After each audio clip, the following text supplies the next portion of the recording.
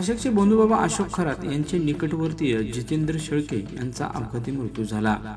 हा घातकी अपघात असा आता प्रश्नचिन्ह उपस्थित होत आहे. संभाजीनगरहून शिर्डीला जात असताना हा अपघात झाल्याची माहिती समोर येत आहे. मिळालेल्या माहितीनुसार उभ्या कंटेनरला कारची पाठीमागून धडक दिल्याची माहिती समोर येत आहे.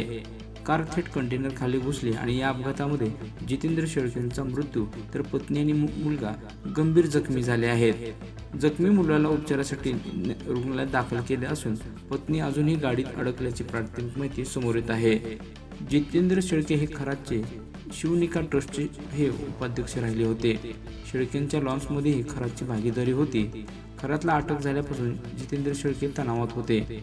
खरातचे कारनामे बाहेर येतात शिवनिका संस्थान ट्रस्टचे उपाध्यक्ष शिर्डीतील जितेंद्र शेळके आणि सुभाष गमे यांनी आपल्या पदाचा राजीनामा देखील दिला होता, अशी प्राथमिक माहिती समोर येत आहे.